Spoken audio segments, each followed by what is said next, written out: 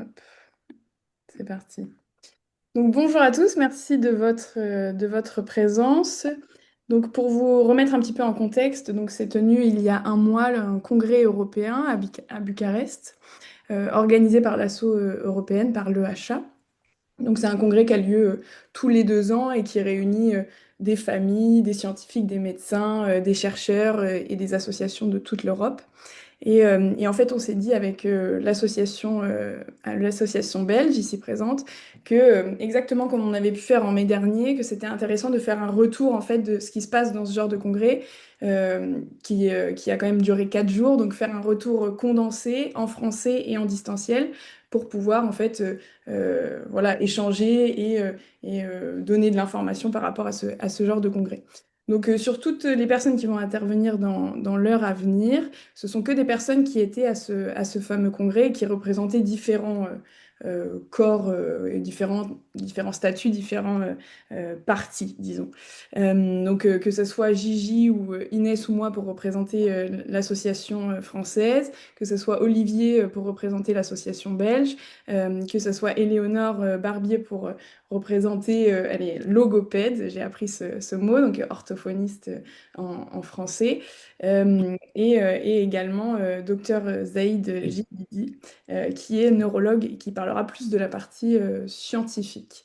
Parce que vous n'êtes pas sans savoir qu'il y a une sacrée nouvelle il y a un mois, et en fait ça tombait pile pendant ce congrès-là. Donc on parlera notamment de la nouvelle scientifique d'Unicure.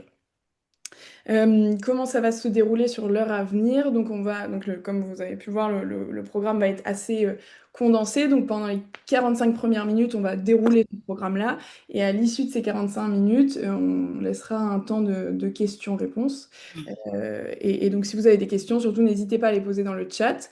On y répondra à la fin ou poser directement la question à la fin. Enfin, au moment du temps de questions-réponses, vous pourrez intervenir en levant la main de préférence parce que comme vous pouvez le voir, on est quand même assez nombreux. Voilà. Qu'est-ce que j'ai d'autre à dire? Non, c'est tout. Et donc si c'est possible pour vous de couper votre micro pendant les 45 minutes, comme ça on peut discuter tranquillement. Voilà, sans plus attendre, je vais laisser la parole à Inès et Gigi pour vous présenter un peu ce qui s'est passé et leur retour d'expérience de ce congrès. Merci Charline. Bonjour à tous et on est ravis effectivement de prendre ce temps pour vous raconter ce qui s'est passé pendant ce congrès. On va partager quelques petites photos aussi pour vous donner un aperçu de ce qui s'est passé pendant ces 4 jours. Euh, donc, en résumé, c'était beaucoup de conférences, à la fois des conférences sur l'aspect plus scientifique, médical, mais aussi l'accompagnement des malades et de leurs familles. Donc, c'est assez dense en conférence. Pensez bien à couper vos micros, s'il vous plaît. Merci. Donc, c'était assez dense en conférence, mais ce qui était intéressant dans ce congrès, c'est que, il y avait aussi des temps de pause pour souffler et puis pour échanger entre nous dans cette communauté. Euh, donc, en première journée, il y a eu une réunion en fait pour l'ensemble des associations européennes avec donc l'association maître de ce congrès, l'association européenne Huntington, qui partageait ses initiatives et tout ce qu'on pouvait faire ensemble. C'était vraiment intéressant, ça nous a donné plein de belles idées. Et ensuite, pendant 2 jours et demi, presque 3 jours. Voilà, c'était vraiment des conférences pour tout le monde, pour tout public. Moi, ce que j'ai le plus apprécié, c'était les moments d'échange en fait avec les autres et de sentir vraiment cette communauté. Parce que c'est vrai que dans cette maladie, on se sent souvent très seul. Et là, d'être tous réunis et de manière internationale, c'était vraiment chouette de se sentir unis par cette maladie qui n'est pas une belle chose dans nos vies, mais en fait, on y trouve là des moments de connexion. Et les activités en dehors nous ont permis encore plus de nous détendre aussi parce que c'est assez dense hein, ces journées-là. Et vous pouvez voir en bas à droite qu'on a même su bien faire la fête tous ensemble. Donc voilà pour mon expérience. Et Gigi, je te laisse la parole. Merci Inès et Charline. Alors bon, Gigi, oui, c'est vrai que c'est un surnom, vous l'avez compris. Hein, mon prénom est Ghislaine. En ce qui me concerne, c'était mon quatrième congrès, mais non pas de l'EHA, mais qui a lieu, l'EHA, comme l'a dit Charline, tous les 2 ans, mais et en même temps, donc ce qui va faire tous les ans, il y a un gros congrès quand même, l'autre étant celui de l'EHDN. L'EHDN, c'est beaucoup plus scientifique. Donc, bon, moi, c'était en fait la quatrième rencontre aussi importante au niveau européen, voire mondial. J'avoue que d'année en année, je constate l'implication des jeunes qui est de plus en plus importante. Et ça, franchement, je les en félicite et ça nous amène à vraiment du sang neuf dans tous les domaines. Je suis administratrice au niveau de l'AHF, déléguée régionale sur la Champagne-Ardenne, mais mon statut prioritaire étant celui d'aidante. Donc, on avait bien chacune des statuts différents, ce qui fait que on avait un regard peut-être différent sur tout ce qui a été proposé à Bucarest. Je me suis évidemment tournée vers les ateliers dédiés aux aidants. Et j'avoue que sont toujours des grands, grands moments d'émotion, chacun avec son histoire, plus ou moins lourde ou légère, comme on l'entend. Euh, et je pense qu'il y a ce sentiment de solidarité au vu des 99 inscrits pour ce webinaire de ce soir, une solidarité accrue et qui franchement nous réconforte et nous permet de continuer dans ce sens. Voilà, je pense que j'ai dit l'essentiel, mais n'hésitez pas à revenir vers moi si besoin. Merci. Merci. Donc maintenant, on va passer à l'expérience de Olivier, donc il va nous parler de l'Huntington Academy, qui est un des programmes de l'asso européenne.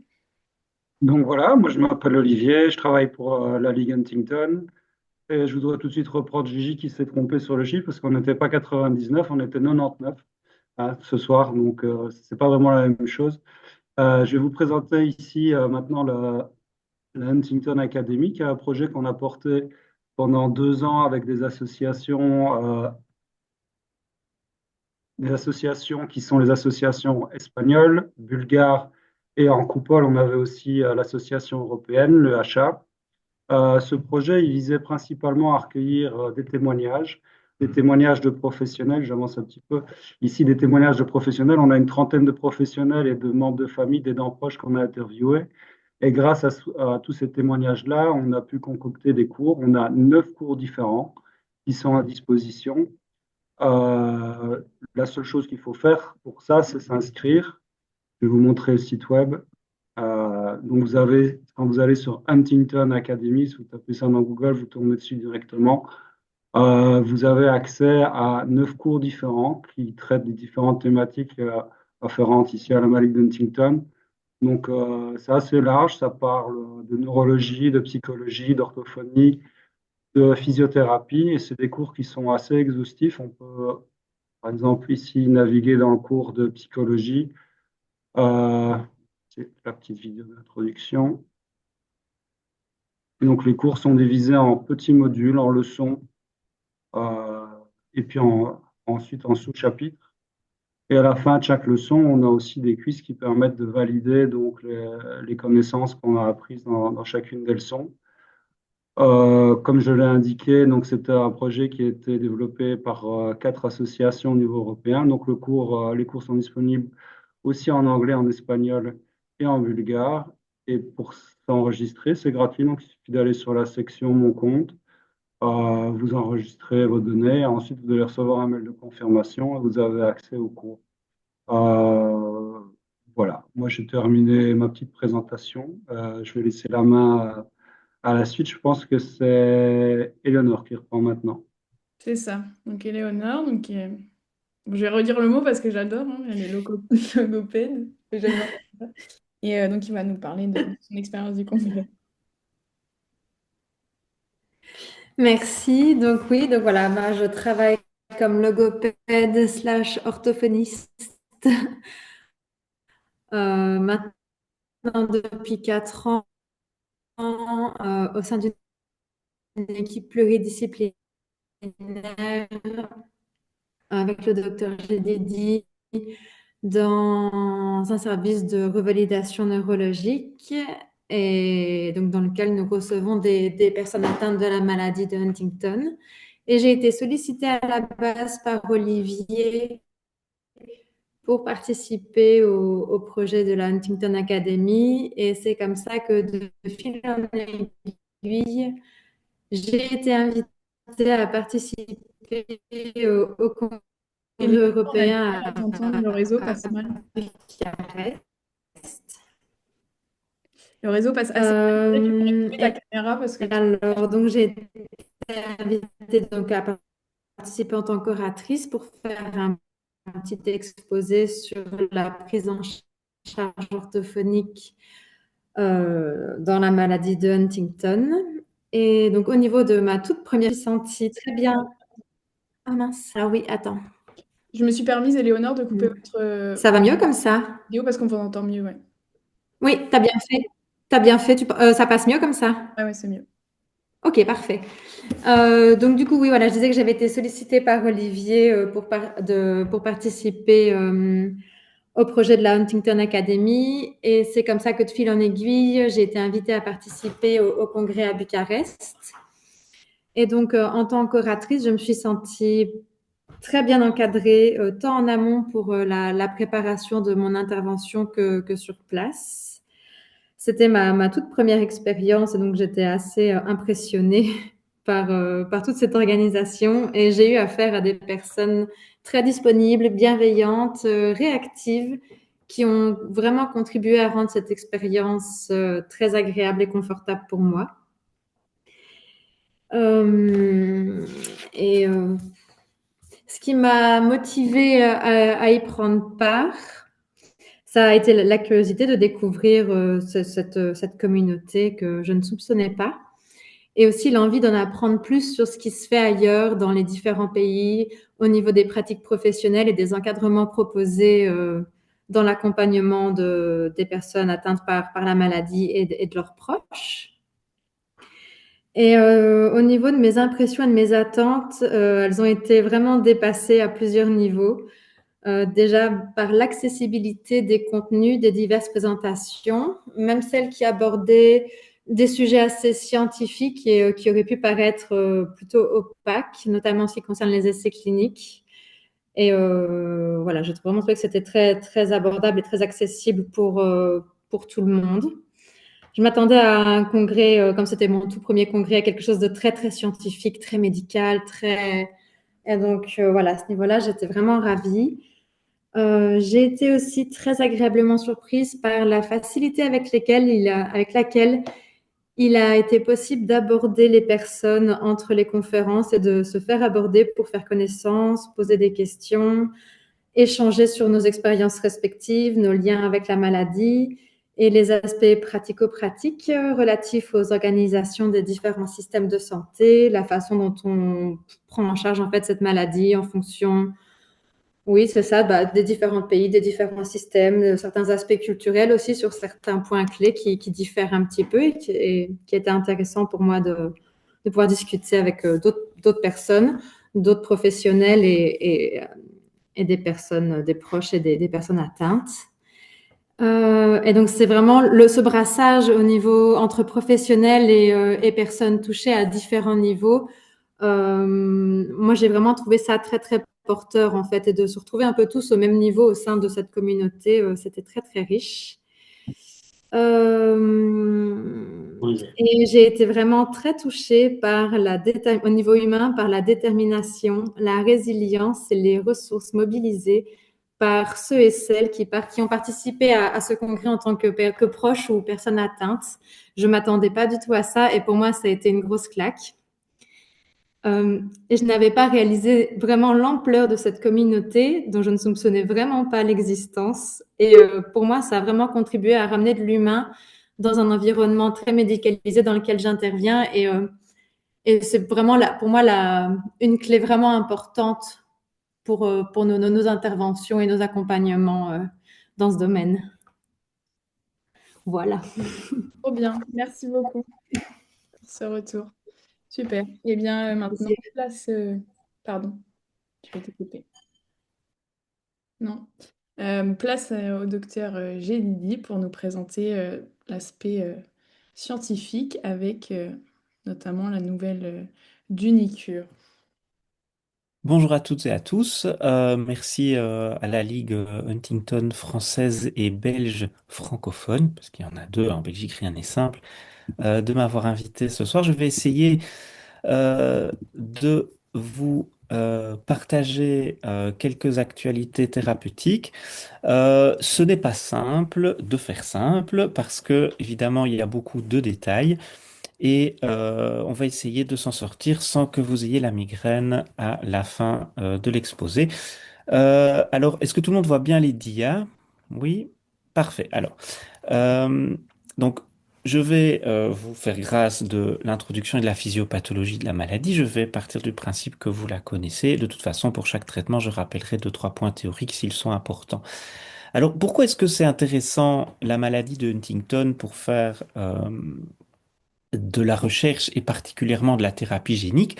Eh bien, parce que c'est une maladie fréquente, c'est une maladie génétique parmi les plus fréquentes, on la connaît relativement bien, elle est assez, bien qu'elle puisse varier d'un patient à l'autre, disons qu'on connaît bien les manifestations et on a beaucoup de patients disponibles, entre guillemets, pour étudier la maladie.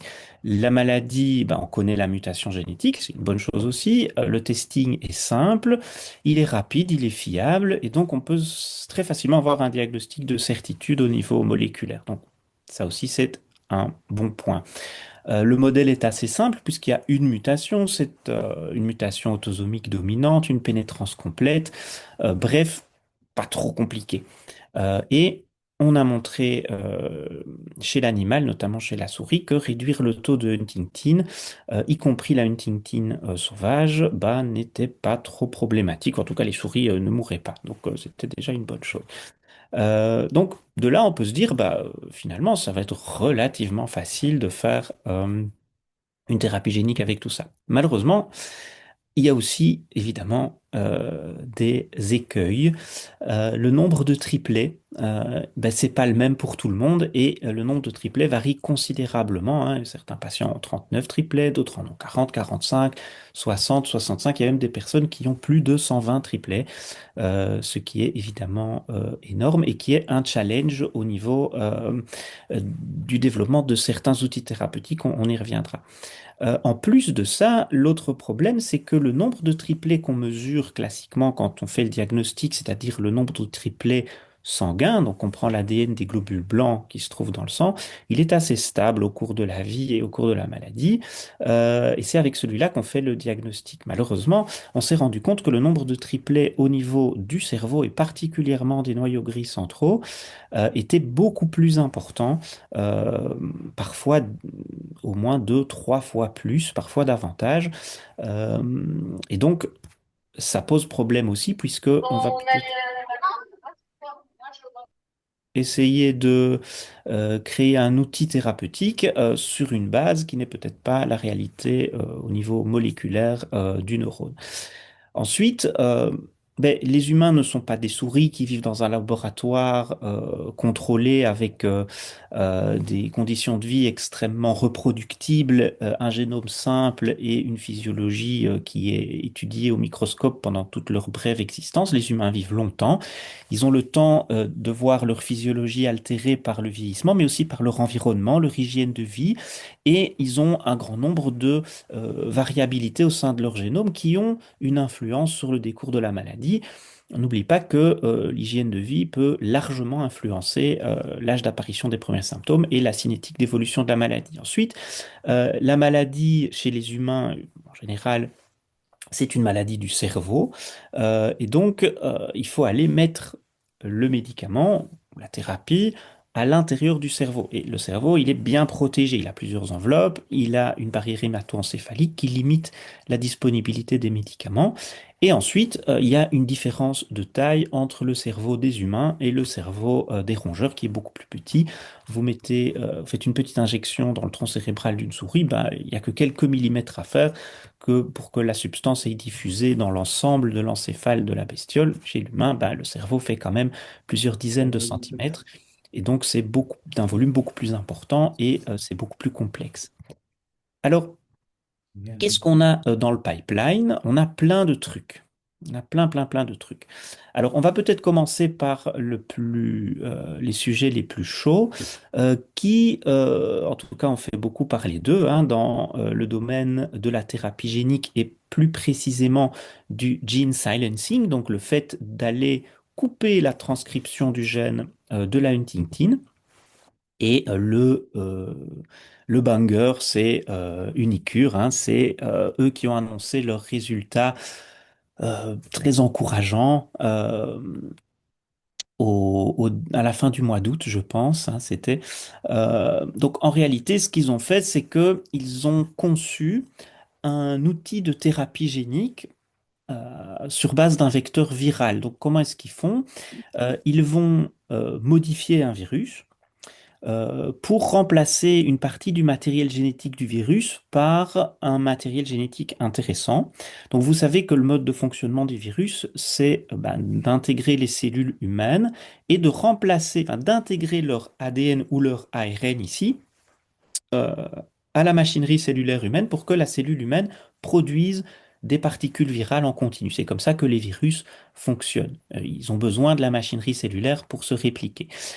Et donc, ce que les chercheurs font, c'est qu'ils prennent l'enveloppe d'un virus neurotrope, hein, c'est le virus AA5 souvent, hein, et c'est un virus neurotrope qui donne des méningites, des choses comme ça.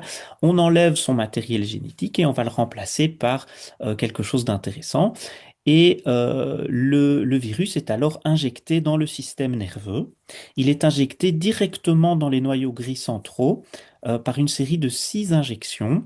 Euh, L'intervention dure une dizaine d'heures, 10 à 12 heures, donc d'anesthésie générale avec plusieurs sites d'injection. Donc, on ne sait pas très bien leur protocole. Est-ce qu'ils font, à mon avis, ils font au moins 2 trous dans la calotte crânienne et il faut, avec une longue aiguille, aller traverser toutes les couches du cerveau pour aller jusque dans les noyaux gris, à au moins 3 endroits de chaque côté pour injecter le virus par stéréotaxie.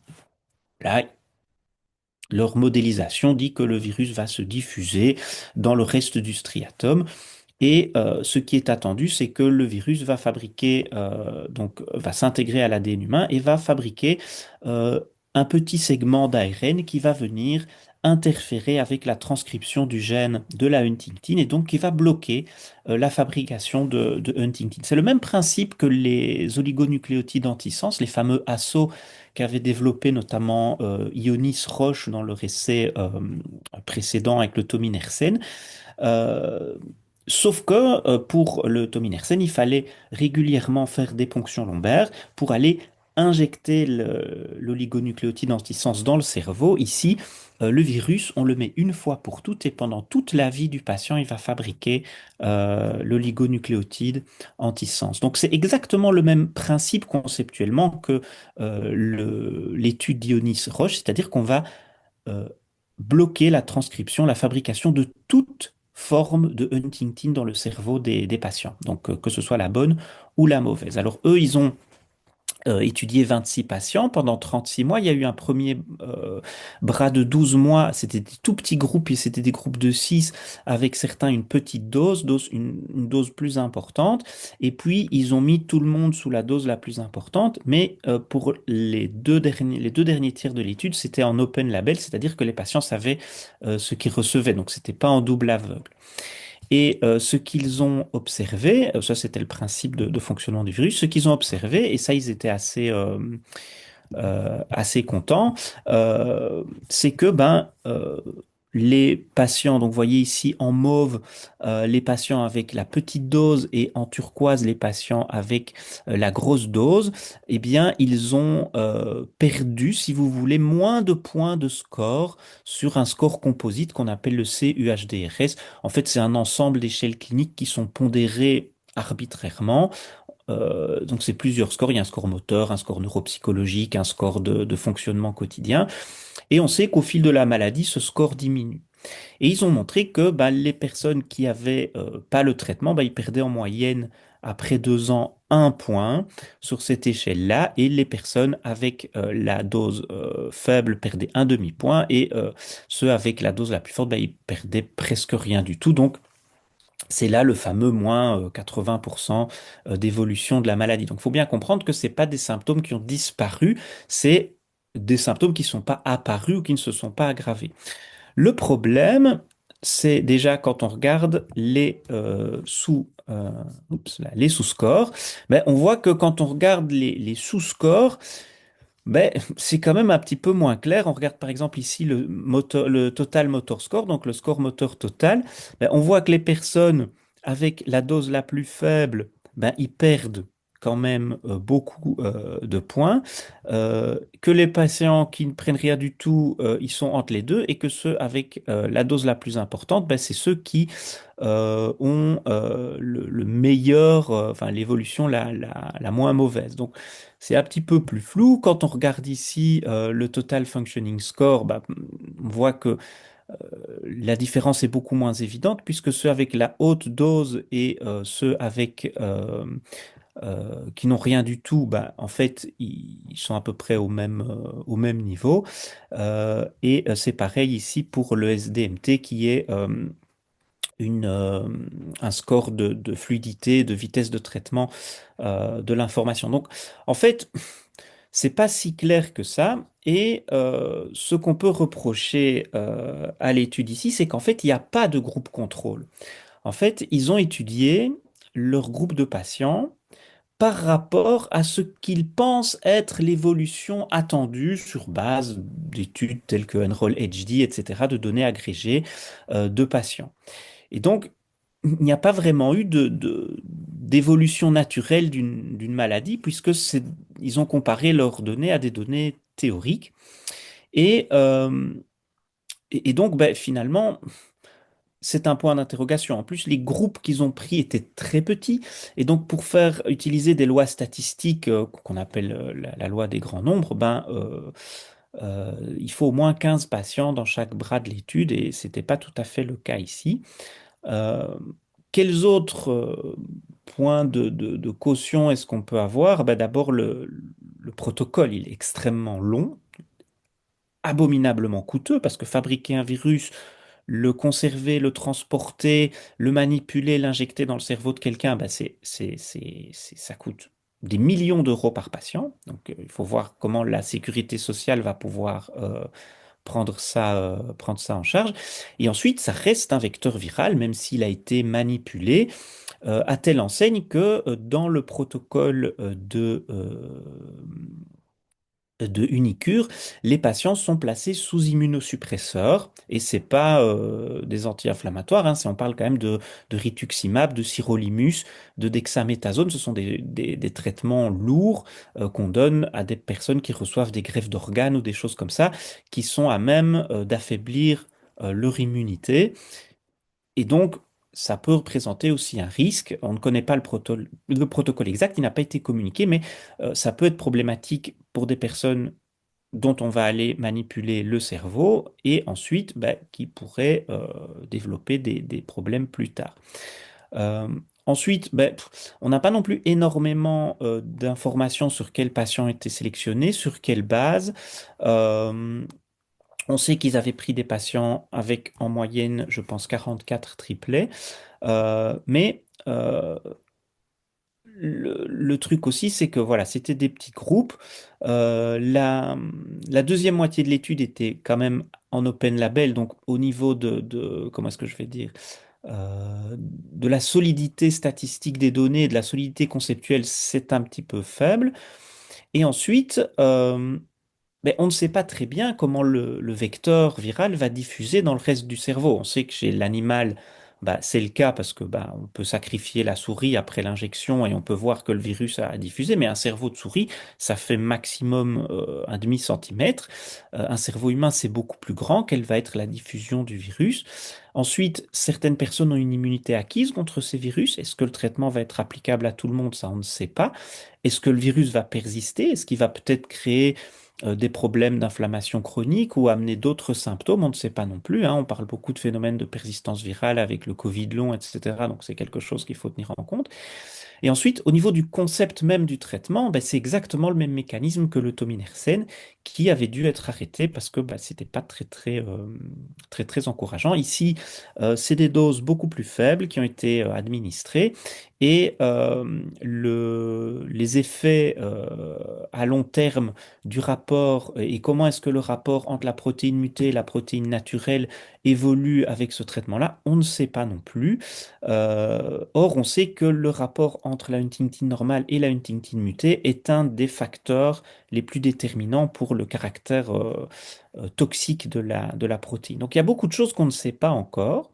Et si c'est évidemment très chouette d'avoir des études et des résultats bah, qui permettent de continuer à chercher et à espérer, il faut aussi garder la tête froide. Aucune de ces données n'a encore été publiée dans un journal avec comité de lecture, donc sur le plan scientifique, techniquement, ça n'existe pas encore. Et ensuite, ben, il y a beaucoup de faiblesses quand même dans cette étude, même si de nouveau les résultats sont en soi encourageants. C'est un peu une preuve de concept, mais il faudra voir en termes d'efficacité réelle, en termes d'évolution réelle, de modification réelle, avec comme groupe contrôle de vrais patients et pas des modélisations théoriques, parce que ça, on sait bien que les patients n'évoluent pas tous à la même vitesse ni de la même façon, et il y a beaucoup de facteurs confondants dans les études cliniques. On sait que ben, euh, le fait d'être dans une étude, ben, ça permet d'avoir en général un meilleur suivi médical, d'avoir une attention plus étroitement portée à beaucoup de symptômes, d'avoir toute une série de facilités au niveau du suivi et des aides à domicile, etc. Et donc, du coup, euh, il est vraisemblable que certains patients aient été améliorés aussi, ne serait-ce que par l'encadrement lié à l'étude. Donc, euh, ça reste quand même quelque chose qui doit être confirmé et la modification, même celle qui est mise en avant par la firme sur base de l'échelle C-UHDRS, reste quand même une évolution relativement modeste, même si c'est 80% qui est mis en avant, c'est 80% de quoi? C'est ça qu'il faut se poser comme question. Et d'une manière générale, euh, on n'a pas encore d'éléments irréfutables de l'efficacité de ce traitement-là et non plus de son innocuité. J'imagine qu'il y aura beaucoup de questions sur Unicure, donc je vous propose peut-être de passer à la suite des autres traitements qui sont en cours, et notamment un qui est intéressant aussi, c'est celui de Wave Life Science, qui nous avait aussi fait un petit topo à la conférence. En fait, Wave Life Science, ils ont développé des assaut, mais eux, leur technique est un petit peu différente. Eux, ils ont l'ambition d'avoir une sélectivité allélique, c'est-à-dire qu'ils vont cibler le gène muté et empêcher la production de Huntington muté seulement de celle-là. Et comment est-ce qu'ils vont faire? Eh bien, ils vont se baser sur des micro-variations génétiques entre les deux copies du gène chez le patient. Et il est possible d'identifier environ chez 60% des patients Huntington des mutations ponctuelles suffisamment marquées que pour cibler uniquement le mauvais gène. Et ils ont publié récemment une étude qui a montré une réduction de 46% de la production de protéines mutées dans le liquide céphalorachidien contre bah, une étude placebo après 3 doses de leur traitement administré toutes les 8 semaines. Donc c'est aussi des ponctions lombaires. sans modification de la Huntington normale. Donc là, ce serait vraiment une situation théoriquement idéale. Mais évidemment, on attend la phase 2, phase 3 qui sont en cours et qui ont récemment commencé. Alors, leur méthode, je peux la détailler plus tard si vous voulez, mais en gros, c'est vraiment se baser sur les toutes petites différences entre les deux copies des allèles pour cibler avec le rasso seulement l'ARN messager produit par le mauvais gène. Euh, une autre approche qui, elle, est encore moins avancée, mais qui est très intéressante aussi, ce sont les Japonais de Takeda et de Sangamo qui ont mis au point une méthode avec des protéines à doigts de zinc. Donc, c'est des espèces de pinces à linge qui vont aller replier l'ADN et hop, en exclure un segment. Et l'idée, c'est d'aller pincer le gène muté pour qu'il ne puisse plus être traduit. Et ils ont réussi à faire ça chez la souris avec une réduction de 99%, vous voyez, je me mets à la langue française, 99% de la Huntington mutée et une préservation de 86% de la production de Huntington normale chez la souris. Donc ça aussi, c'est une sélectivité allélique et ça permet d'avoir une réduction uniquement de la mauvaise Huntington, ce qui est évidemment aussi une situation intéressante. Maintenant, on ne sait pas encore très bien comment ce serait administré chez l'humain parce que on n'est pas des souris et on n'a pas encore de données phase 1 non plus chez l'humain. Il n'y a pas encore de calendrier clair, ils sont à un stade préclinique, mais pour 2026-2027, ils pensaient mettre en place une phase 1, donc c'est quand même intéressant. Et je pense que c'est bien de savoir qu'il y a aussi ce type d'approche en cours. Là, je vous ai mis une protéine, hop là, à doigt de zinc. Vous voyez un peu ce que ça représente. Et en fait, elles viennent vraiment comme une pince à linge sur l'ADN, en faire une espèce de boucle et exclure la zone qu'on veut, enfin qu'on veut pas en fait. Alors, il y a bien d'autres choses qui sont dans le pipeline. Ça n'a pas vraiment été évoqué. Enfin, si, plutôt, il y a la fameuse pridopidine, hein, le Prilenia, qu'on nous resserre depuis une quinzaine d'années maintenant comme traitement pour la maladie de Huntington et pour la sclérose latérale amyotrophique. En fait, c'est une protéine qui interagit avec le récepteur sigma 1 ou 1SPR3 qui, en fait, favorise la survie du neurone en régulant les flux de calcium. Et bon, il y a eu beaucoup d'études décevantes dans la maladie de Huntington, mais l'étude qui est mise en avant par la firme, c'est une étude de phase 3 Proof HD qui, sur 1100 patients, a montré une légère amélioration du contrôle volontaire des mouvements. Heureusement, il n'y avait pas d'effet secondaire. Et donc, finalement, c'est pas miraculeux, mais c'est mieux que rien pour le moment. Malheureusement, la molécule, je ne sais pas ce qu'il en est en France, mais elle n'a pas obtenu d'autorisation de remboursement en Belgique. Donc, elle n'est pas disponible chez nous. Je ne sais pas ce qu'il en est chez vous, mais voilà, elle a aussi été testée dans la SLA, où elle le prolongerait modestement la survie des neurones et donc du patient. Maintenant, ce qui marche pour plusieurs trucs, souvent, ne marche pas très bien pour un seul truc, hein. Donc, à mon avis, c'est pas vraiment la molécule miracle, voilà, mais c'est mieux que rien.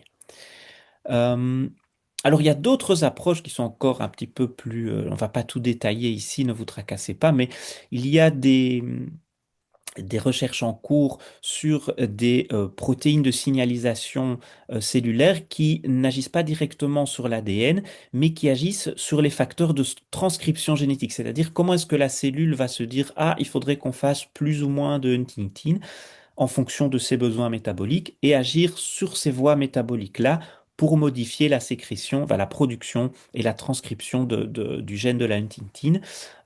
Et donc, c'est quelque chose de très expérimental. On est encore sur des études très théoriques. Je pense que pour ça, il n'y a même pas encore eu beaucoup de tests sur les animaux. Il y a quelques tests sur la mouche et sur la souris avec des résultats encourageants, une réduction de la perte neuronale, mais on est très loin des applications en médecine humaine. Mais tout ça permet de mettre en lumière aussi des mécanismes de la maladie sur lesquels on pourrait éventuellement agir. C'est des Chinois qui étudient ça pour le moment.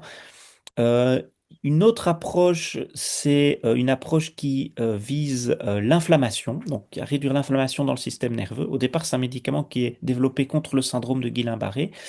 Et l'idée, c'est de ne pas agir du tout sur la génétique ni sur les voies principales de la maladie, mais plutôt de se dire, bah, il y a de l'inflammation dans le cerveau de Huntington, on va enlever l'inflammation et peut-être comme ça, on va un petit peu améliorer leur pronostic. Et il y a des études qui ont montré des résultats encourageants, mais c'est assez lent. Ça fait un petit temps que la firme n'a plus communiqué après une phase 1 et une phase 2 Open Label. Donc, on attend la phase 2, phase 3.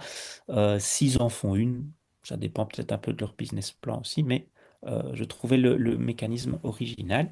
Il y a d'autres molécules qui sont en cours de développement, notamment PTC Thérapeutique, qui a euh, mis au point une molécule, ce qu'on appelle une petite molécule, un agent d'épissage alternatif, qui reste sur le principe de diminuer la production de huntingtin, à la fois la normale et la mutée. Euh, la seule différence vraiment, c'est que ce n'est pas un oligonucléotide antisense, c'est pas un ASO, c'est une petite molécule qui va aller complexer l'ARN messager. Et l'avantage de ça, c'est que c'est un traitement oral. Donc, c'est quand même, ça peut être intéressant. Maintenant, de nouveau, on est face à une situation où on va diminuer à la fois la bonne et la mauvaise huntingtin, ce qui conceptuellement n'est pas idéal.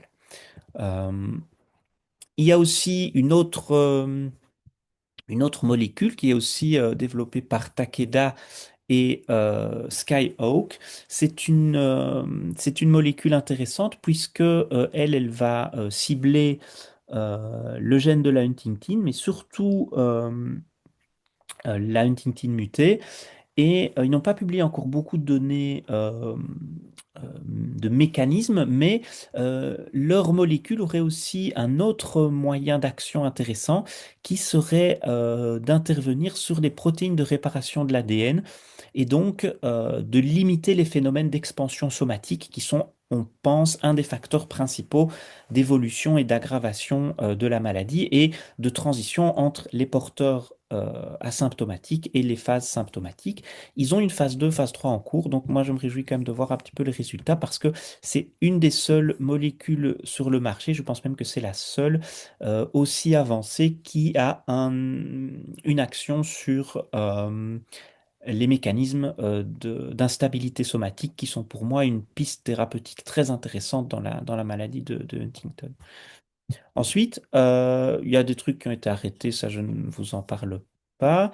Un autre mécanisme intéressant, c'est une start-up française, Huntix Pharma, qui développe une petite molécule qui, en fait, elle améliore le trafic axonal. Vous savez que la huntingtin est une protéine qui est impliquée dans le trafic intracellulaire. Donc, comment est-ce que la cellule va transporter ses neurotransmetteurs, ses nutriments, etc., à l'intérieur d'elle-même et entre les différentes parties du striatum. Et cette molécule améliorerait la capacité des neurones à effectuer ce transfert avec une meilleure survie des neurones à la clé. Et ça a donné d'assez bons résultats chez la souris qui aurait eu de meilleurs résultats comportementaux. Ne me demandez pas comment est-ce qu'on voit qu'une souris se comporte mieux ou est moins frontale. J'imagine qu'ils ont toute une série de critères. Peut-être elle ne mord pas le doigt de l'expérimentateur quand il met dans la cage. Je ne sais pas. Mais toujours est-il qu'il visait un essai phase 1 sur les humains en 2026, donc je pense que c'est à suivre. Ils ont levé pas mal de fonds, donc à mon avis, ils auront peut-être les moyens de le faire si le PDG ne disparaît pas aux îles Caïmans avec la caisse, comme ça arrive parfois dans les startups. Euh, et ensuite, ça c'est très intéressant aussi, il y a des startups qui s'appellent Triplet et Locus 23 Therapeutics qui sont, elles, en train de développer des outils moléculaires pour limiter justement le phénomène d'expansion somatique. En fait, on s'est rendu compte que les protéines de réparation de l'ADN dans la maladie de Huntington ont un rôle relativement délétère dans la mesure où elles ont tendance à aggraver le nombre de répétitions de triplets au cours de la vie. Alors pourquoi? Eh bien, vous avez ici un exemple. En fait, Les brins d'ADN, il faut voir l'ADN comme une fermeture éclair. Quand la fermeture éclair est fermée, eh bien, l'ADN est stable et il n'est pas lu. On ne traduit pas le génome. Mais quand on a besoin de transcrire le génome pour fabriquer, par exemple, de la huntingtine, la cellule va dézipper la fermeture éclair, va ouvrir les deux brins, va traduire le brin qui l'intéresse, et puis l'ADN est censé se réapparier. Sauf que dans la maladie de Huntington, quand il y a une mutation, il y a beaucoup de répétitions CAG, ça fait des longs rubans, un peu comme le tuyau d'arrosage dans votre cabane à outils, ça fait des nœuds, ça fait des boucles, et les brins ne se réapparient pas toujours très bien. Et quand les enzymes de réparation de l'ADN voient qu'il y a un mauvais appariement, qu'est-ce qu'elle va faire? Ben, elle va synthétiser des nucléotides pour combler essayer de corriger ce mésappariement, mais ce faisant, à cause des boucles qu'il y a et l'effet, ce qu'on appelle les hairpins, donc les pinces à cheveux, eh bien, ça va aggraver le nombre de répétitions et à la fin, on va se retrouver avec une séquence qui s'allonge à chaque fois que l'ADN est désapparié, réapparié, c'est-à-dire des dizaines et des dizaines de fois, des centaines de fois, des milliers de fois dans la vie du neurone et avec un risque d'augmentation et finalement une augmentation du nombre de triplets au fil du temps. C'est pour ça que le nombre de triplets à l'intérieur du striatum, il ne fait qu'augmenter au cours de la vie. Et on sait que les neurones sont clairement plus capables de survivre très bien quand ils dépassent à peu près 150 répétitions au niveau du striatum. Et on pense que c'est un des facteurs déclencheurs principaux de la maladie. Donc, il a été démontré que en bloquant ces protéines de réparation de l'ADN, notamment MSH3, eh bien, il y avait moyen de réduire l'instabilité somatique. Et ces firmes ont des essais phase 1 prévus pour 2026. Donc, très intéressant aussi, je pense. Et ça permettrait peut-être d'empêcher que des personnes qui sont porteurs d'une mutation mais pas encore symptomatiques, ben, ne le deviennent peut-être pas. Donc ça peut être très intéressant. Et il faut voir aussi le mode d'administration, etc. Mais a priori, ça pourrait être des agents oraux, ce qui serait quand même plus sympa qu'une ponction lombaire par mois quand même, hein. Voilà, je pense que j'en ai terminé avec les actualités thérapeutiques. On n'a pas encore de traitement de fond pour la maladie de Huntington, mais je vous rappelle qu'il y a quand même des moyens à notre disposition pour modifier l'évolution naturelle de la maladie. Euh, on sait que l'hygiène de vie, pas picoler, pas fumer, pas consommer de la drogue, faire de l'exercice de manière régulière, eh bien, peut retarder de plus de 4 ans l'âge d'apparition des premiers symptômes. C'est quand même pas mal. Et c'est pas sorcier de marcher 150 minutes par jour, de prendre les escaliers au travail plutôt que l'ascenseur, et de suivre son cholestérol, sa glycémie, sa tension artérielle, et de pas être trop dodu. C'est quand même bien aussi.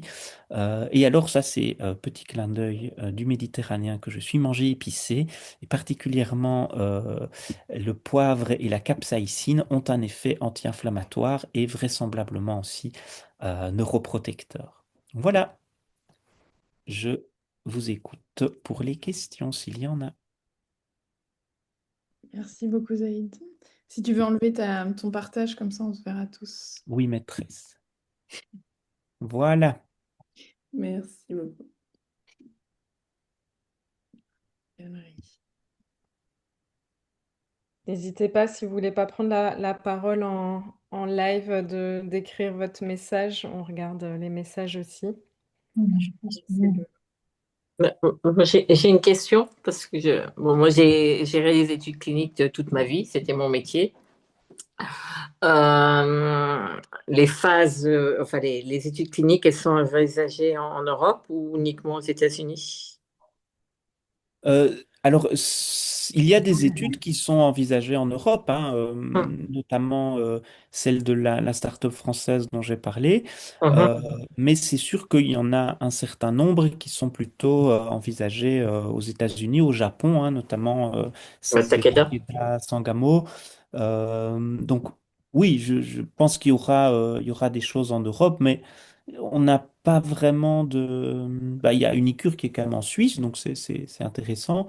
Hum. Maintenant, voilà, je pense que le gros sera quand même aux USA et peut-être au Japon, ce qui est un peu paradoxal parce que les Japonais, ils ont peu de Huntington, hein, donc Oui, tout à c'est un fait. peu curieux qu'ils soient impliqués autant, mais je pense que ça leur sert aussi de, comme je l'ai dit, la maladie de Huntington est relativement emblématique et c'est un modèle simple, ça peut leur servir de ballon d'essai pour développer des thérapies géniques dans d'autres maladies. Donc je pense que c'est ça qui les intéresse aussi. Mhm.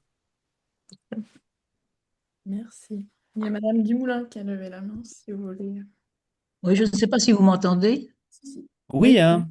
d'accord. Mais moi, j'ai une question de ces vis-à-vis des médicaments qui réparent les anomalies enfin, les anomalies des gènes, les mismatch repair genes, donc les gènes qui théoriquement ça a l'air très chouette de pouvoir empêcher les répétitions de triplets de s'augmenter. Mais en principe, moi, ces gènes-là, je les ai connus quand on étudiait les prédispositions héréditaires au cancer de l'intestin. Et donc, la question que je me pose, c'est comment vont-ils faire pour guérir les patients de la maladie de Huntington et ne pas leur donner un cancer de l'intestin? Ben, la première chose, c'est que d'abord, il ne s'agit pas de bloquer toutes les voies de réparation naturelle de l'ADN, seulement certaines.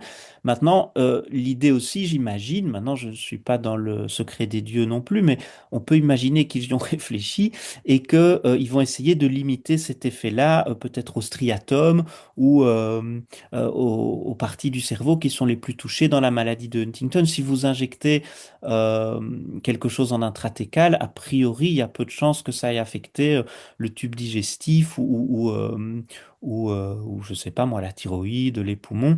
Et ensuite, bah, le cerveau est quand même un organe relativement inerte au plan du renouvellement cellulaire, mais s'il y a quand même des régions, notamment dans l'hippocampe, où il y a un certain renouvellement.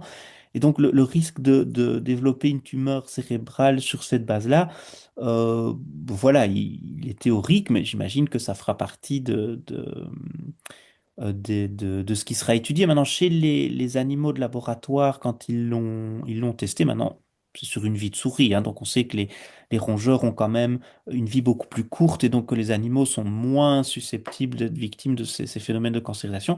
Il n'y avait pas visiblement ce genre de problématique. Donc, à voir. Mais c'est évidemment quelque chose d'interpellant parce que c'est vrai que la protéine P53, par exemple, qui module l'activité de mSH3, on la surnomme quand même le berger de la cellule, la protéine anticancer. Donc, c'est vrai que, comme pour tout, il faut être prudent, il ne faut pas jouer à l'apprenti sorcier.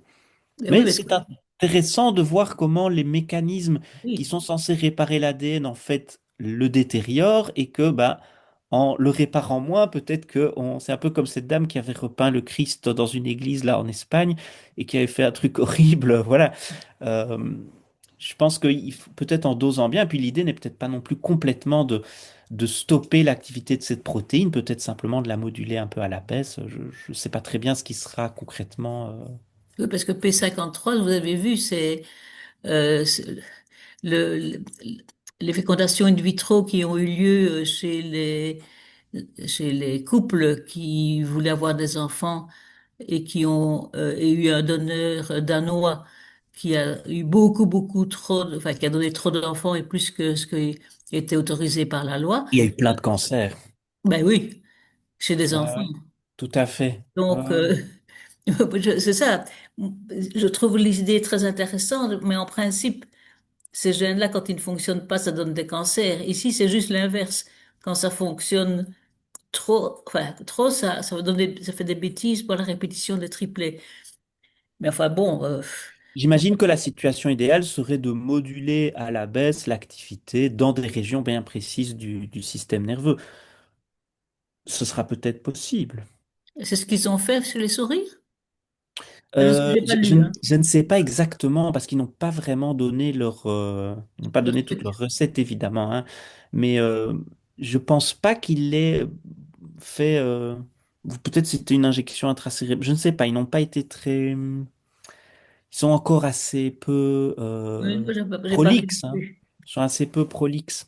Parce qu'en fait, c'est intéressant parce que l'avantage de ce mécanisme, c'est que ce n'a plus que la maladie de Huntington, c'est toutes les maladies, enfin toute une série de maladies avec des ataxies, c'est Tout la à fait. maladie de Steiner, c'est la dystrophie myotonique de Steiner. C'est pas une seule maladie, si on trouve le système, qui peut être guéri comme ça, quoi, si ça marche.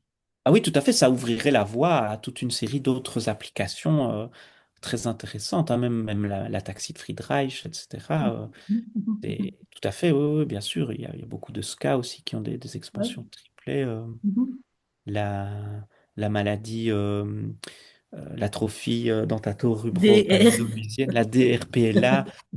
Ouais, tout à fait. Il y a plein de maladies potentielles qui seraient vraisemblablement concernées, donc c'est super. On va peut-être prendre la question d'Albert qui lève la main. Oui, ben, merci d'abord, Zaïd, pour la présentation, toujours très didactique, très claire, très parlante. Mais Merci. quand vous parliez de, des mutations somatiques qui accélèrent le nombre de triplets qui vont se loger à différents endroits du corps, est-ce qu'on a des procédures en place pour vérifier cette évolution? Euh, on serait capable aujourd'hui, pour quelqu'un qui va faire son test Enroll, si on faisait des mesurages autres que le mesurage sanguin, de voir au fil du temps s'il y a une évolution des dépôts, on va dire, d'une tinktine mutée à d'autres endroits, pour autant qu'on en fasse le mesurage. Et ça permettrait peut-être d'avoir une prédiction sur une déclaration possible de la maladie, puisque les présentations qui ont été faites de ces phénomènes-là, qui sont connus grand public depuis peu, montrent que l'accumulation, elle est un peu sous une forme exponentielle. Et quand tu as dit tantôt, il faut atteindre grosso modo 150 pour que ça fasse quelque chose. Ben, tant qu'on est en dessous, ça va, mais on passe peut-être très rapidement de 120 à 150 par la courbe, alors que pour arriver à 120, ça prend très longtemps. Mais Oui, on ne fait pas des mesurages systématiques alors, des différents dépôts. donc effectivement, l'expansion, plus elle est grande, plus elle est instable. Donc plus le tuyau d'arrosage est long, plus il fait de nœuds, entre guillemets. Donc c'est sûr que, et c'est quelque chose qui a un caractère un peu effectivement exponentiel. C'est ce qui explique que quelqu'un qui a euh, un petit nombre de triplets, il va mettre longtemps pour avoir une instabilité somatique suffisamment importante. Et donc ça explique sans doute que la maladie commence plus tard chez ces personnes-là. Maintenant, le problème, c'est que pour aller mesurer ça, il faut aller regarder à l'intérieur des neurones, notamment du striatum. Et du coup, la plupart des données qu'on a sont quand même des données autopsiques, hein. Donc c'est ou bien des animaux qui ont été sacrifiés. On ne sait pas aller mesurer ça de manière précise pour le moment à l'intérieur du système nerveux. Or, c'est là que l'instabilité somatique est la plus importante. Probablement parce que c'est dans ces cellules-là que la huntingtin, le gène de la huntingtin est le plus utilisé. On sait Mais, qu'elle sert beaucoup pardon, dans mais l'en... est-ce qu'on ne peut pas, en mesurant, je crois, les neurofilaments dans le liquide céphalorachidien, voir s'il y a accumulation de neurofilaments, on pourrait présupposer qu'il y a accumulation de protéines mutées ailleurs. Il n'y a pas les neurofilaments, c'est un marqueur peu spécifique de dégénérescence neuronale.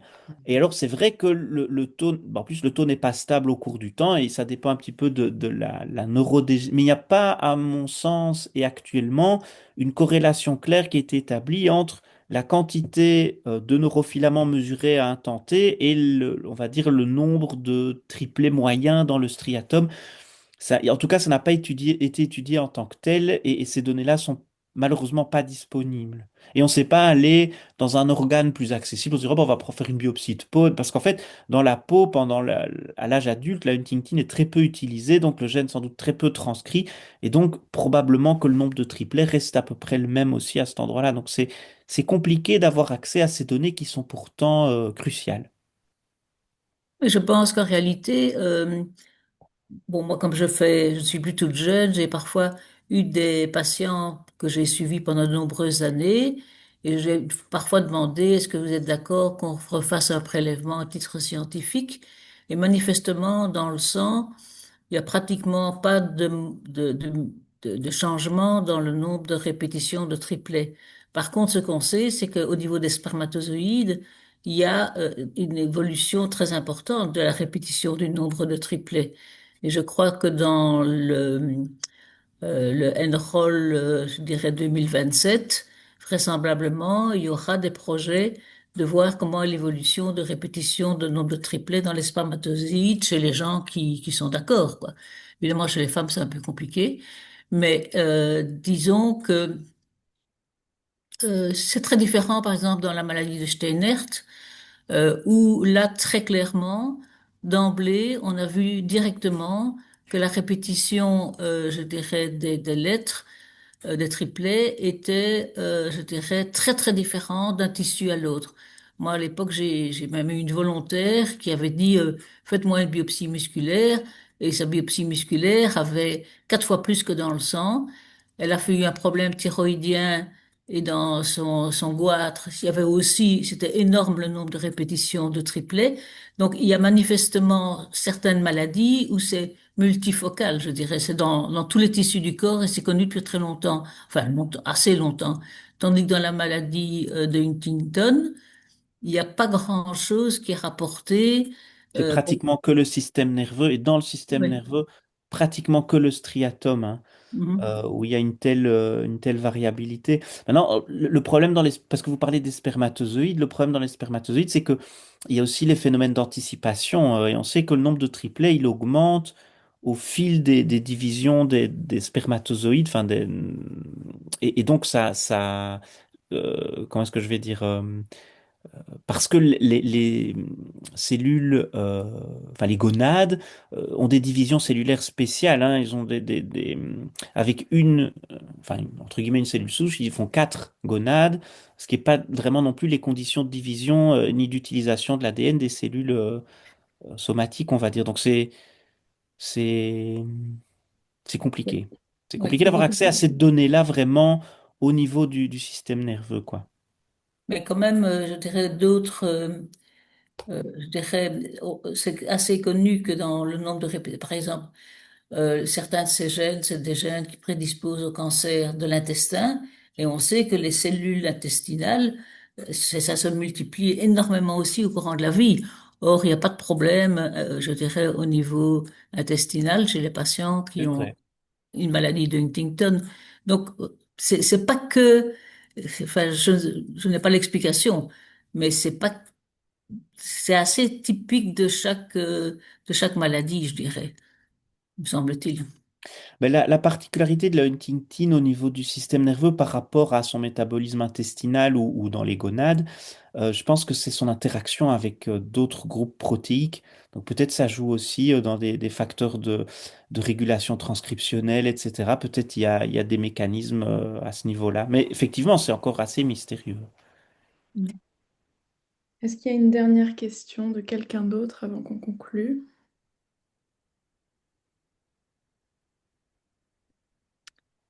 Eh bien, si personne n'a de questions, je vais vous...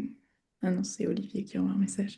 Eh bien, merci beaucoup de votre participation. Merci à Inès, à Olivier, à Gigi, à Éléonore et Zaïd de leur temps. Et merci à vous tous d'être venus. Bah, comme vous pouvez le voir, il y a quand même beaucoup de mouvements, que ce soit dans les congrès européens, nationaux, et que ce soit dans la recherche. Donc j'espère que tout ça vous a motivé à participer à ce genre d'événement où on se réunit tous, à participer à ces essais cliniques, parce qu'il y a beaucoup de choses qui se passent. Voilà, merci beaucoup. Bonne soirée tout le monde.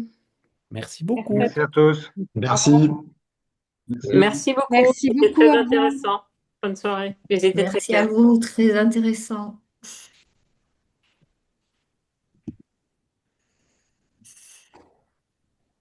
Je quitte.